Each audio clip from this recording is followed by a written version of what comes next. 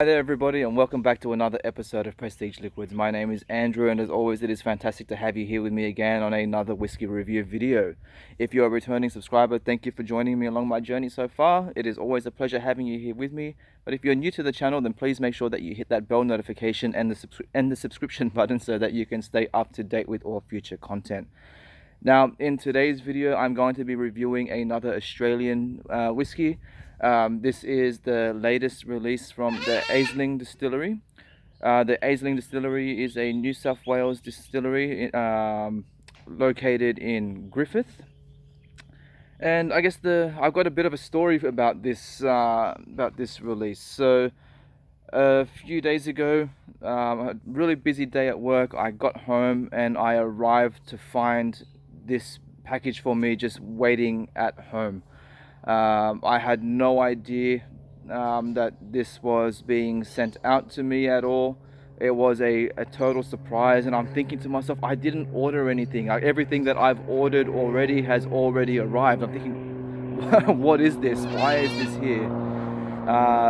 So I called up, I rang up Michelle and Mark from the Aisling, and I was able to speak with Michelle, and it was just the nicest thing. They had told me that they're understanding that there's so many people at the moment just having a real tough time with all our COVID lockdowns at the moment, and they just wanted to put out a gesture of I guess goodwill for people in like the Australian whiskey industry. And by some chance, I do not know how, my name was on the list of the people that they were wanting to send things out to. So again, thank you so much. You have no idea how much I appreciate that gesture. It really does mean a lot. So just a bit of information about this release. As I mentioned, it is the latest release from the Aisling Distillery. It is a single malt aged in Shiraz cask. It is called, and I'm sorry, I'm sure I'm going to screw up the pronunciation of this. It is the Preimhe Shiraz Baraille. This is bottle 71 of 850. This has been bottled at 50% ABV. They've also called this the Royalty Special Edition, and I guess the meaning behind that is that this edition is from this edition is from premium Riverina oak and is dedicated to the queens behind the distillery. There is a subtle side to this prestigious single malt whiskies. So I guess they just want to, commemorate the women behind the distillery for this release. So I'm just going to pour a little bit. And so a little bit of extra information here. So as I mentioned, this is a Shiraz cask. It's saying this single malt whiskey Shiraz cask was distilled in 2017. It has been aged in two 200-litre uncharged Shiraz casks. It was decanted in April of 2021, as I mentioned before, at an ABV of 50%. Yeah, so let's get on with the video and let's see what we get. Actually, before I get started, I would also like to point out just the presentation of the bottle. Absolutely stunning design, beautiful label, beautiful bottle. This originally also had a wax seal on it as well. One little critique that I do have is that wax was quite a bit of a pain in the ass to get through. Unfortunately, it didn't have like a string to pull through. I was trying to hack at it for quite a while before I realized that I could just slip the blade kind of like underneath the wax there and then just peel the whole thing off. So eventually I was able to get into it. I think I might just apologize for the bird at the moment as well. He seems to be a bit squawky as he normally is, so hopefully he doesn't go screeching his head off. But we'll see how we go. So all right, on the nose. Cheers. Straight away you will realize that the nose of this is so fruity, very similar to an Oloroso style sherry cask. So if you're not familiar with other, let's say, Shiraz casks noses or finishes, at the moment again I am finding this quite similar to an Oloroso sherry. It's quite jammy, spicy,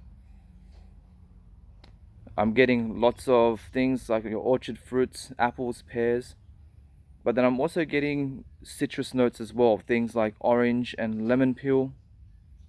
There's lots of vanilla, caramel, raisins, figs. It's just like a whole fruit basket going on. Nice touch of oak. And there's also a slight sour note as well that I'm getting from there. I'm not sure what that is, but there definitely is some type of like slightly sour note. Alright, so let's move on to the palate and let's see what we get.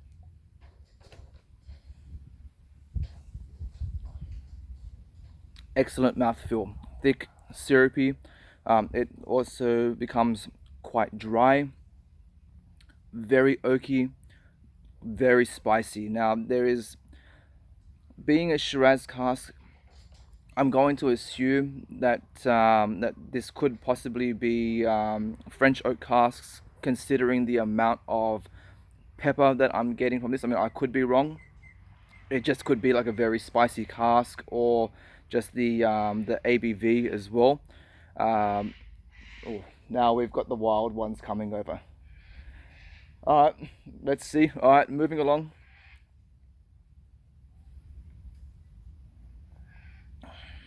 Yeah, so tons of pepper. It's almost like a pepper bomb at first. For me, that is something that I really enjoy. But if it's something that you're not used to, especially when it comes to higher strength ABVs, or again extremely spicy whiskies, it may not be as approachable for a lot of other people. Like I said, unless you are into that style of whiskey and you enjoy those flavors. Moving along, again, the easiest way for me to describe this is almost like the Oloroso. So again, I'm getting those jammy notes, raisins, figs, more of the apples and pears. Again, those citric notes that I was getting from the nose are also coming through, but this time it's more of like an orange or mandarin pulp.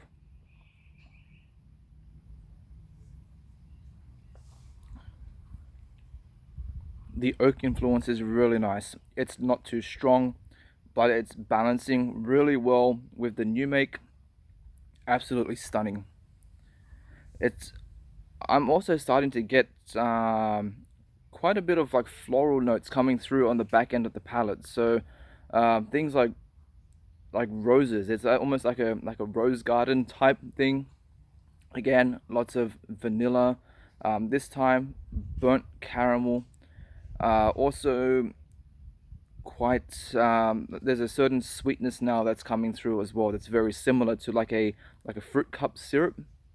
And also, now I know these have been it has been aged in uncharred casks, but there is also something ashy about it as well, which is something that you would normally get from like a heavily charred or peated peated whiskey, which this is not. But there is something ashy that I'm picking up, something also slightly smoky, but that could just be the malt. I don't know how the grains have been like malted and all that kind of thing. So maybe there's just something there coming through from the new make.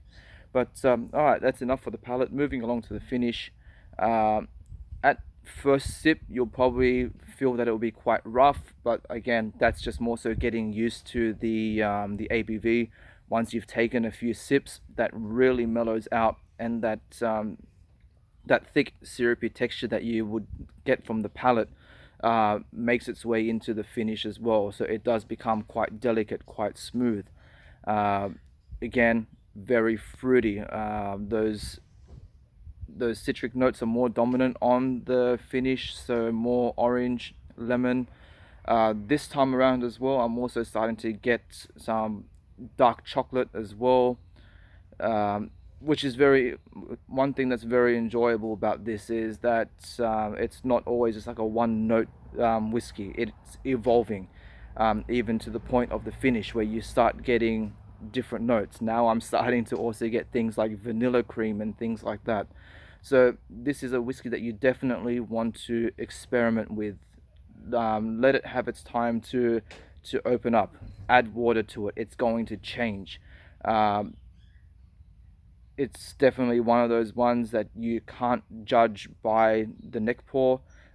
Even for me as well, going by the neck pour, I still really enjoyed it. I do enjoy intense spicy whiskies, but again, as I mentioned earlier, for people who aren't used to that, or say beginners into whiskey, you may find it a little bit intense at first until you actually say get used to that style, or just adapt to this particular whiskey. Um, Guys, Michelle and Mark, as I mentioned before, thank you so much for sending me this. This is an amazing whiskey. I am finding it just extremely well balanced. It is up there with your Tawny and Apero release. Absolutely stunning. Thank you so much, and I look forward to being able to try more of your whiskies in the future, because these releases so far have been absolutely amazing. I'll just like to point out that yes, I have reviewed other Aisling whiskies before, so I will link a description in the description box down below, and also an info card at the top.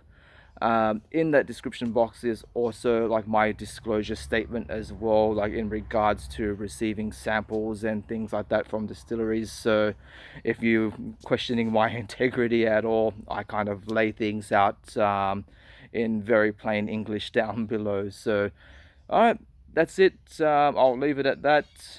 My name is Andrew, and I'll see you all again on the next video. KIPPIS.